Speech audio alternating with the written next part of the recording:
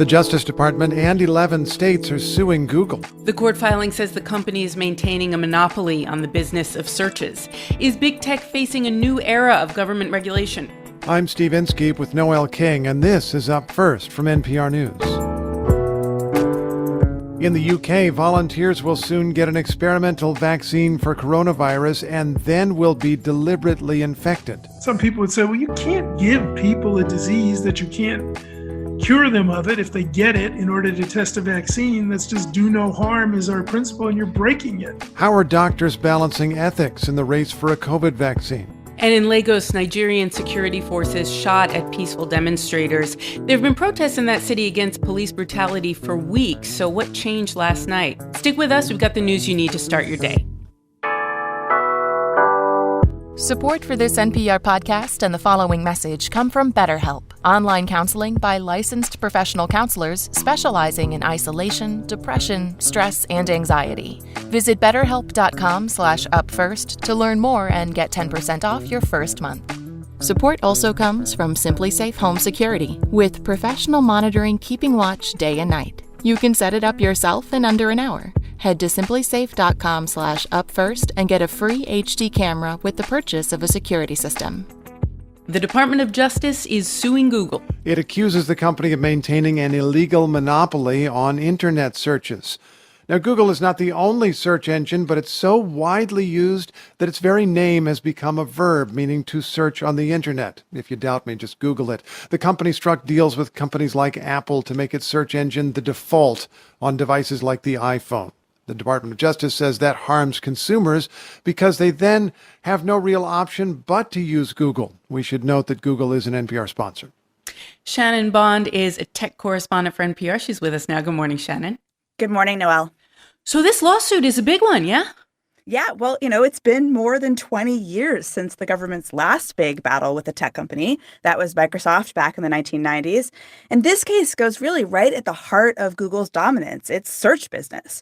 So many people use Google Search. The Department of Justice says it has an 80% market share in the U.S.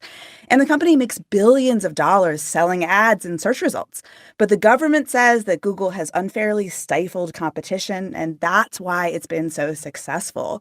Google says the lawsuit is flawed, and it believes the facts and the law are on its side.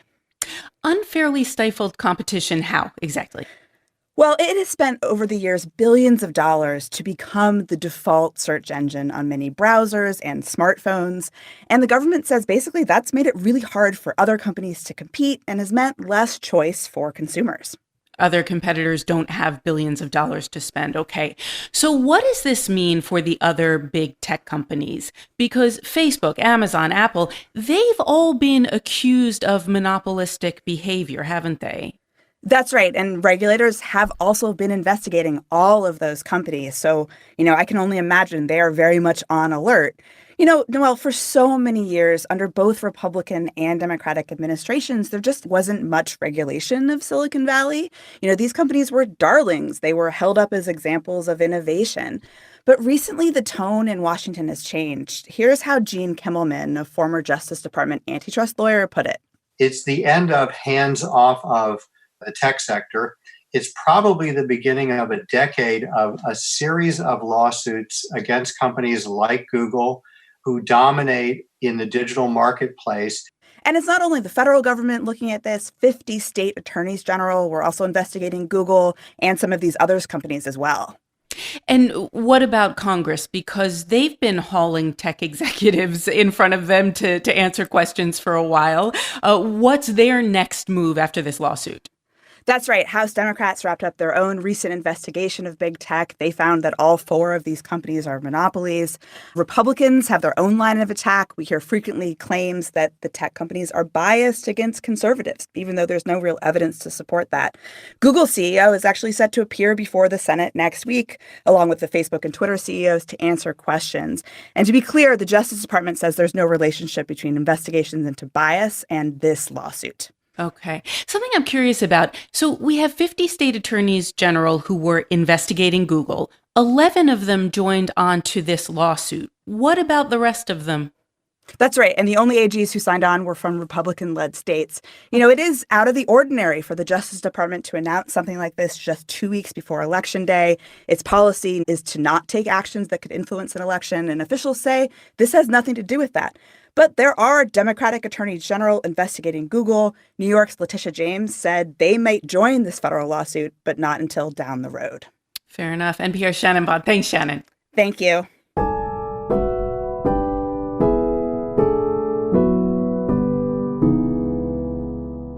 All right, researchers are preparing for a step toward finding a coronavirus vaccine, a particularly terrifying step. It's called a challenge trial, and it means you give the vaccine to people and then you expose them to the virus to see if the vaccine works. Challenge trials are used to test vaccines for diseases like typhoid, cholera, and malaria. The difference here is that if new vaccines for those illnesses do not work, there are at least ways to treat the people who've been infected. For COVID-19, of course, there is no cure, and treatments are still limited, so a challenge trial raises some real ethical concerns. Arthur Kaplan is a bioethics professor at New York University School of Medicine. We don't fully understand the COVID virus. We're going to give it to people, intentionally make them sick. What if there's a death? What if there's long-term disability? What if things go really sour for the subjects? That's just going to look like an ethics catastrophe. Researchers in the United Kingdom still think a challenge trial is worth it, and they plan to try one soon. Joe Palca is a correspondent for NPR's Science Desk. He's with us now. Good morning, Joe. Good morning, Noelle.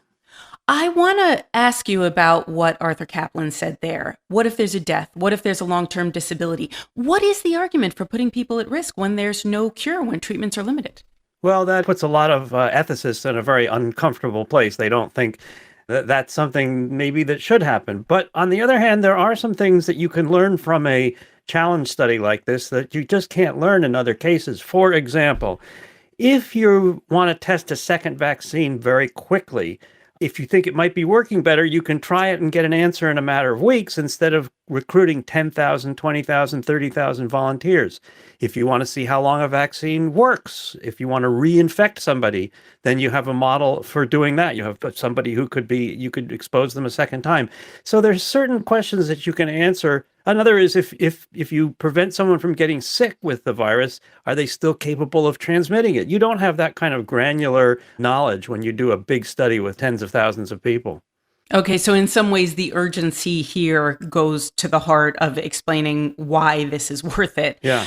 Let me ask you, this is going on in the UK. When are these studies going to start? They're going to start, if they start next year. When I say if, it's because there's a group in England called the Medicines and Healthcare Products Regulatory Agency, which is more or less the UK equivalent of the Food and Drug Administration, and they're going to convene a special ethics panel that's going to look at the questions that this kind of study raises and decide whether it's worth going forward.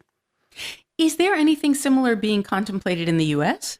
Yes, in fact, the National Institute of Allergy and Infectious Diseases isn't planning one of these studies. I should say that right up front. But they have said to a lab in the United States, look, we want to develop a strain of the virus that perhaps they've taken from a person who was infected and didn't get very sick and see if they can grow that successfully so that they have maybe a not so dangerous form of the virus that they could use in subjects in a challenge experiment like this.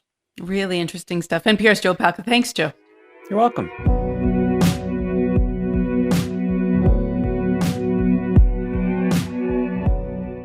All right, for almost 2 weeks now, young people in Nigeria have been in the streets protesting police brutality and the lack of economic opportunity in that country. At times, protesters have even shut down Lagos, which is the biggest city in Africa. People are inspired by the music of Nigerian superstars, including Burna Boy. It's like the heads of the state ain't comprehending the hate that the oppressed generate when they've been working like slaves to get some minimum wage. And then last night, Nigerian security forces opened fire on those protesters in Lagos. NPR's Africa correspondent Ader Peralta joins us now from Nairobi. Hey, Ader. Hey, Noelle. What exactly went down last night? So what had been peaceful protests, they turned violent overnight Monday, and into Tuesday, mobs started burning down police stations across Nigeria. So yesterday, the governor of Lagos set a 4 p.m. curfew, but protesters defied that. They stayed on the streets. Many of them stayed on this place called Lekki Tollgate. It's an iconic bridge in Lagos. And as the sun started setting, security forces in uniform, they opened fire on protesters. A disc jockey, DJ Switch, who had been at many of these protests, she was live streaming at the bridge when this happened. Let's listen.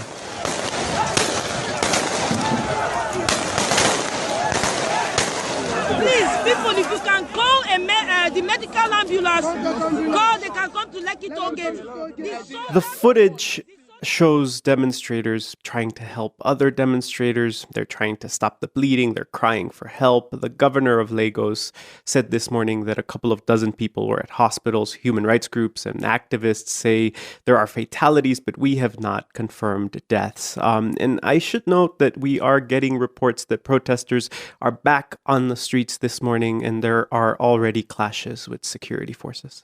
Okay.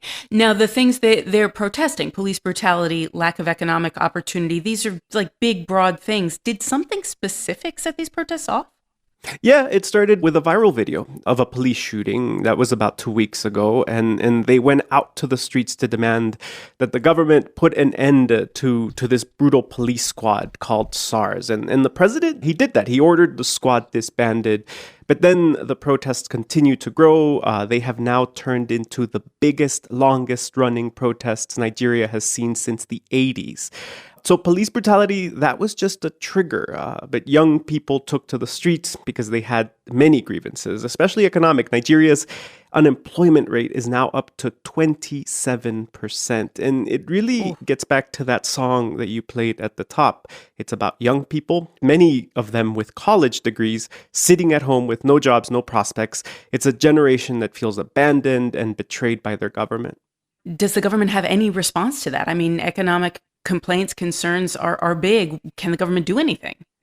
They say they have been accommodating, but they also say that they have to take steps to restore public order. Okay.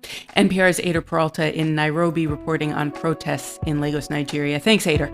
Thank you.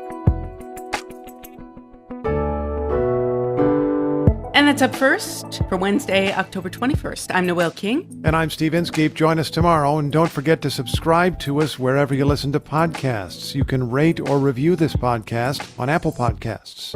And there's a simple way to explore the very wide world of NPR shows and podcasts. That's NPR One. You can hear news from the station in your community, stories from around the country, and you will get podcast suggestions based on what podcasts you already like. You can find NPR One in the App Store. And you can train it to just get more and more stories from Noelle King.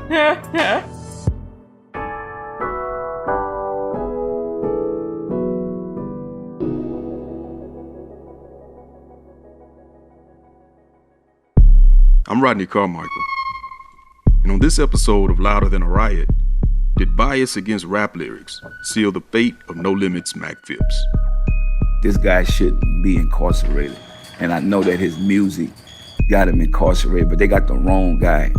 Listen now to the Louder Than a Riot podcast from NPR Music.